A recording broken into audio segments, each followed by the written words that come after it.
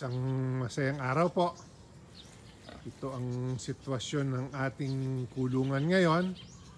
Makalipas po ang ilang araw na sunod-sunod na pag-ulan.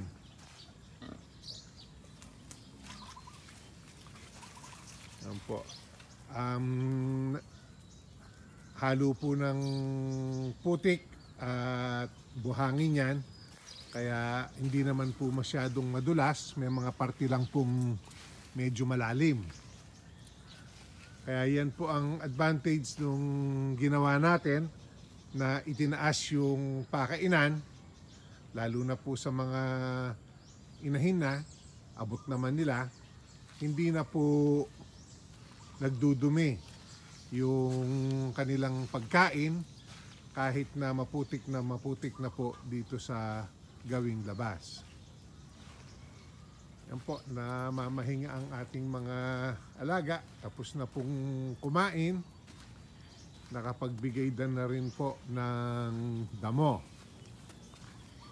Ito po yung nag-iisang bata nating inahin dito, si Uban. Yan po, daming puting buhok kaya tinawag naming ubanin.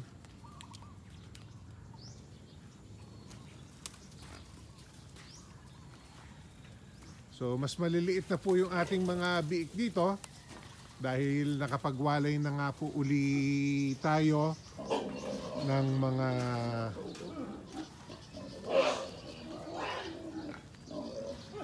biik. At ito po ang sitwasyon sa ating silungan. Tuyo naman po ang kanilang pinagpupwestuhan. Kaya po talagang ganito na ang gagawin kong design sa ating mga future na silungan pa. Hindi ko na po masyadong tataasan. Okay na po itong 5 feet by 3 feet ang height niya. Hindi po masyadong naampias ang ulan kahit na mahangin ang sitwasyon. Ito lang po ang kailangang iwasan, na maipunan ng tubig para po hindi masisira yung ating lona. Yan po, may napupunit na, hindi po nasapinan ng maayos. So yan po, dahil bago ang ating sistemang ito, kailangan pag-aaralan natin. Ito po, kahit na may sapin, napunit din. So tatagpian na po namin kagad ito pag umaraw para po hindi lumaki yung sira. So balik po tayo dito sa loob ng silungan. Yan po, tuyong-tuyo naman ang lupa sa loob. Kaya ang isa pa pong ginawa namin ay nagkanal ng paligid ng silungan para hindi po umagos ang tubig sa loob po ng ating mga ginawang silungan. Yan po, may karera. Place your bets.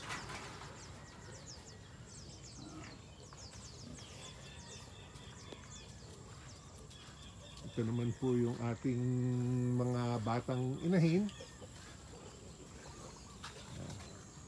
May mga biik pa rin po dito. So, ito pong mga ito ay unti-unti maililipat na natin dun sa ating ginagawang breeding pen number 3. So, makakapagpahinga na po ang lupang yan na actually po, ang dapat na magpahinga ay ang lupang ito. Dito po namin dapat sila linagay ngayong tag-ulan. Kaya nga lang po, nakawan tayo ng baboy dun sa likod. Kaya napilitan po akong maglipat muna dito nung ating mga dumalaga. At dito na po sila umanak. Kaya kung ano po ay pagkatawid ng mga alaga na nandito pa sa ating expansion dapat ng first breeding pen, ay itatawid ko na po ang mga baboy natin dito papunta po rito sa kabilang kulungan para po makapagpahinga ang lupa dito sa ating first breeding pen na pang tag-init. Kaya po may paliguan sila dito. Doon po sa kabila, hindi na ako nagtayo ng paliguan dahil pang summer ay pang tag-ulan naman po nila gagamitin. Dito po sa pinagpalakihan natin, may itinawid kaming isang inahin. Nabanggit ko na po noon ito. Ito naman po ay may nakaing biik. Hindi po kami sure kung intentional yung pagkakagat niya dun sa biik. Dahil hindi naman po siya dating ganun ang ugali. Pero dahil po napansin naming may nakagat siya, kaya ilinipat na po namin. Malapit na po siyang umanak, kaya hindi naman namin inalis. So dyan na po muna siya anak. Nagpapahinga pa naman po ang ating pen na ito. At para po safe yung ating mga iba pang alaga, kung intentional po yung kanyang pagiging cannibal na. Kasi po ang ginagawa namin talaga pag nakita namin yung mga intentional na nangangain, inaalis na po namin yon. At yung mga naging anak po nun ay hindi natin kinukunan ng gagawing mga dumalaga para po maputol yung line ng may tendency ng cannibalism.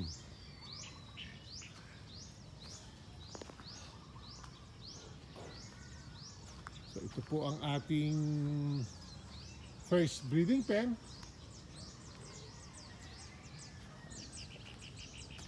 Ito po. Magkakahalo ang estado ng ating mga inahin. Meron pong nagpapadede, meron pong inawatan na, may mga buntis na malapit ng umanak, at meron naman pong nagbubuntis pa lang. So yan po ang aking sharing sa inyo ngayong araw dito sa 4A Animal Farm. Maraming salamat po sa inyong parating pagsubaybay.